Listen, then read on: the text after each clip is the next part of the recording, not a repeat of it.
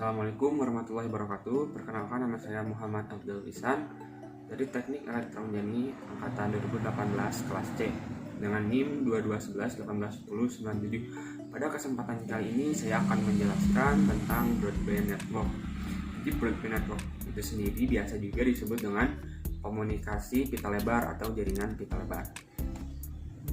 Nah, broadband patokan komunikasi itu disebut dengan broadband yaitu ketika karena transmisinya memiliki kecepatan lebih dari 2 Mbps, yang dimana contohnya itu seperti ada video phone, video conference, atau jasa yang sebelumnya ada telepon, data, email, dan lain-lain.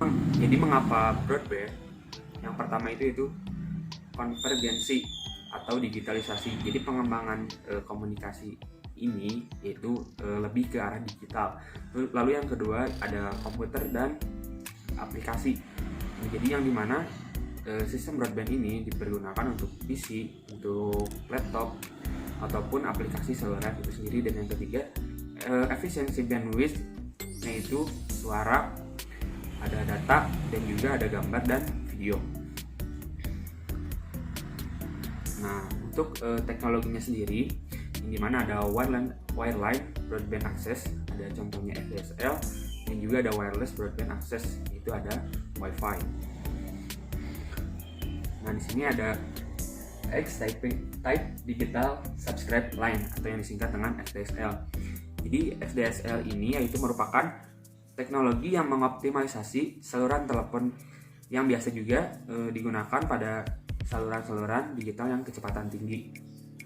Jadi komunikasinya ini berupa data dan suara secara bersamaan. Nah, kita bisa lihat pada tabel di sini, di mana di sini ada asimetrik. Jadi asimetrik ini yaitu kecepatan transmisinya yaitu berbeda-beda. Ini berbeda-beda antara downstream dan upstream. Jadi downstream itu yang merupakan transmisi dari kanal atau dari sentral menuju ke user. Untuk upstream yaitu dari user ke sentral. Yang dimana untuk asimetrik di sini contohnya sampai dengan 1,5 Mbps, dan untuk upstreamnya itu sampai dengan 5,2 kbps. Dan untuk simetrik yaitu kecepatan transmisinya itu sama. Contohnya di sini 2 Mbps. Nah, di sini ada DSL, teknologi dan layanan. Jadi untuk kurva ke atas di sini yaitu adalah bitrate atau layanannya. Yang dimana contohnya di sini ada SHDSL, ada ADSL, dan ada VDSL. Di sini ada contohnya misalnya SHDSL, ada fast internet e-learning. Lalu untuk ADSL bisa mencakup juga streaming media, untuk ADSL bisa untuk multimedia home dan multi channel broadcast. Nah, di sini ada ADSL, asymmetric digital subscribe line. Jadi ADSL ini seperti yang tadi disebutkan, jadi asimetrik, yang dimana kecepatan upstream dan downstreamnya itu tidak sama atau berbeda. Jadi ADSL ini biasa mengirim komunikasi data dan video secara bersamaan melalui media jaringan akses, yaitu kabel tembaga. Nah, kita bisa lihat gambar berikut, yang dimana di sini dari user menuju ADSL, dan dari ADSL menuju DS/LAN.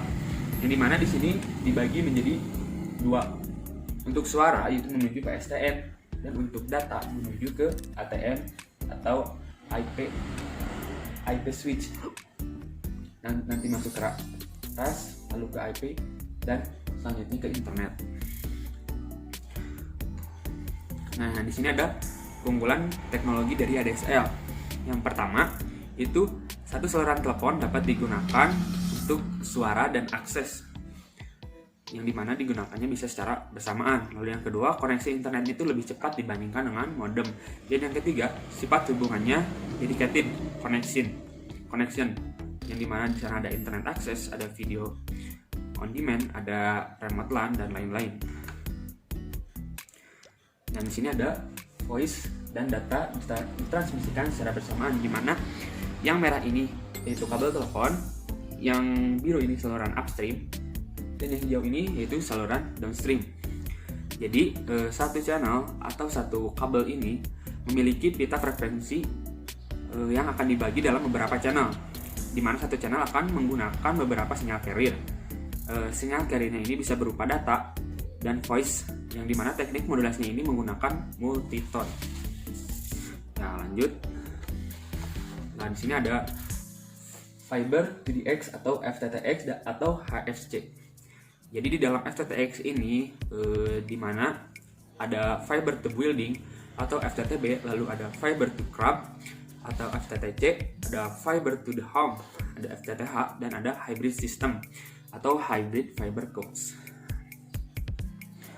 Nah, Fiber to the Crib atau FTTC ini yaitu untuk biasa digunakan untuk perumahan, yang dimana di sini ada CO atau Central Office. Dan di sini ada dua jalur ya, ada yang garis putus-putus dan ada yang tidak putus-putus. Untuk garis putus-putus ini dianalogikan yaitu kabel fiber optik. Dan untuk yang tidak putus-putus ini yaitu kabel tembaga. Jadi untuk yang dekat biasa menggunakan fiber optik, namun untuk yang jauh bisa dilihat sini lebih dari 5 mile ini di mana menggunakan terlebih dahulu kabel tembaga.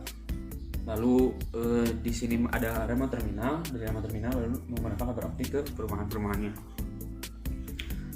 Nah, di sini ada sama juga Fiber to Home, itu FTTH. Jadi di FTTH ini sama ya seperti tadi. Di sini ada Central Office, menuju dulu ke Local Convergence, lalu ke Network Access Point. Nah, dari sini baru disebar lagi ke perumahan-perumahan yang lainnya.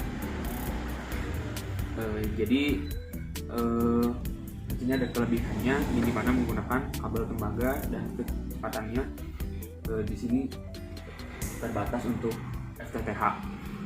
Dan karakteristiknya ini bisa menampung dari 16 sampai 32 subscriber dan bisa multiple user.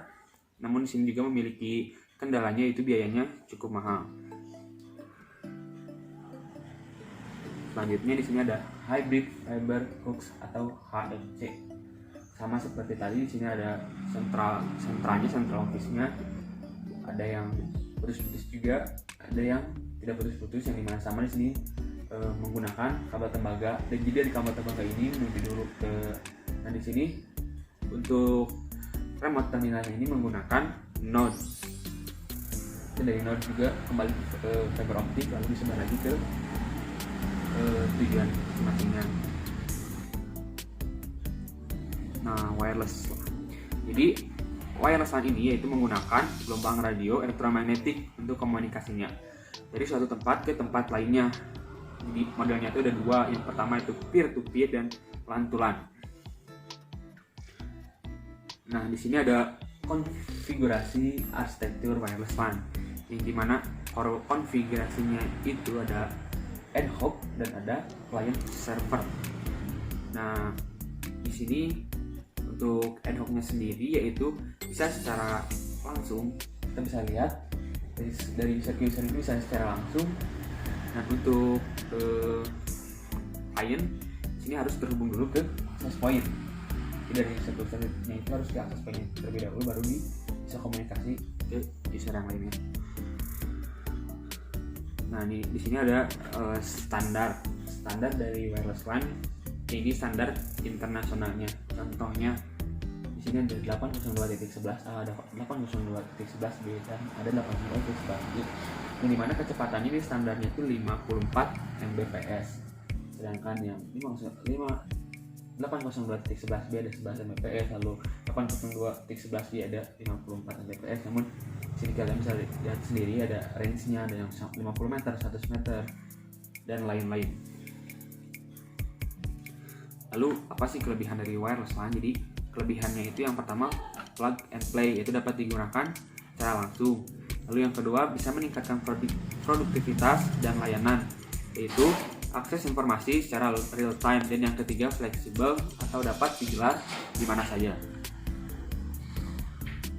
Lalu ini ada hotspot atau public, yang dimana contohnya ada public wireless LAN atau PW line ada, dan dapat digunakan untuk indoor dan menggunakan teknologi Wi-Fi atau 802.11 mau yang A, B atau G, dan memiliki kecepatan 11-54 Mbps, dan instalasi yang digunakan ini biasanya untuk umum atau layanan umum.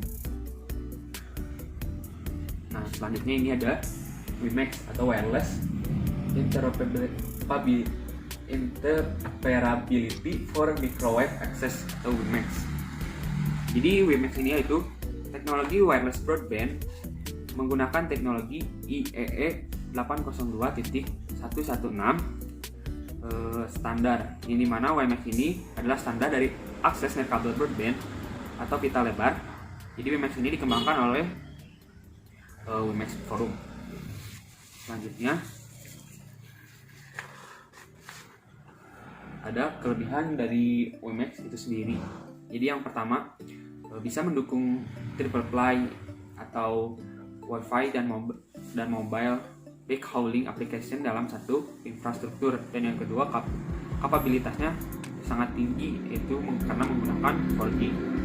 Dan standar WiMAX ini yaitu OFDM atau Orthogonal Frequency Division Multiplexing. Nah, di sini ada profil dari WiMAX atau From WiMAX Forum, di mana ada 802.16e yaitu untuk mobile, dan IEEE 802.16d yang dimana di sini WiMAX profilnya yang sudah tersertifikat oleh WiMAX Forum. Nah, di sini ada WiMAX Technology Improvement, yang dimana di sini ada High Performing. Jadi High Performing ini menggunakan teknologi OFDM. Lalu ada Flexible Install. Jadi pemasangannya ini fleksibel atau bisa di mana saja. Lalu ada Reduce Capex, yaitu biayanya sangat murah, dan jadi dua, Reduce Capex dan OPEX, yaitu biayanya murah. Lalu ada Truly Mobile, yaitu bisa digunakan user mobile dengan kecepatan data rate yang sangat tinggi, dan untuk IP arsitektur, jadi ini bisa digunakan pada IP yang mana saja. Dan di sini ada opsi dari frekuensi WiMAX. Yang pertama di sini contohnya ada 2.3 GHz band, di mana kasus studinya itu di Singapura dengan 2.3 Hz sampai dan 2.5 GHz. Lalu di sini ada Australia yaitu 3,5 GHz. Jadi untuk Amerika dan Kanada yaitu 700 MHz atau 2,5 GHz, dan untuk Indonesia sendiri di sini menggunakan 2,3 GHz untuk mobile dan 3,3 GHz untuk yang lainnya. Selanjutnya di sini ada WiMAX untuk rural community. Jadi rural community ini yaitu untuk pemukiman atau perkotaan. Jadi biasanya base stationnya ini menggunakan antena untuk menghubungkan ke PSTN dan internetnya, yang dimana di sini kita bisa lihat sendiri dari base station lalu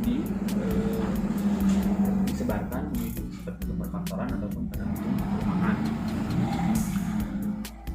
Nah, di sini untuk konektivitas kampus, biasanya base stationnya ini digunakan pada gedung utama, dan juga biasanya bisa mencakup sampai dengan beberapa fakultas.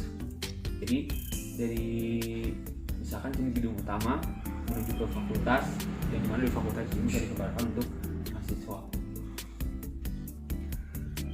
Nah, di sini untuk WiMAX komunikasi lepas pantai, contohnya di sini yang biasanya di lepas pantai itu pertambangan, dan dimana base stationnya ini disimpan pada pantai. Jadi dari base station menuju ke, jadi base station ini yang di pantainya, dan untuk tambangannya itu di pas pantai, yaitu di tengah lautan, yang ini disebarkan lagi menuju besar. Lalu di sini ada untuk keamanan.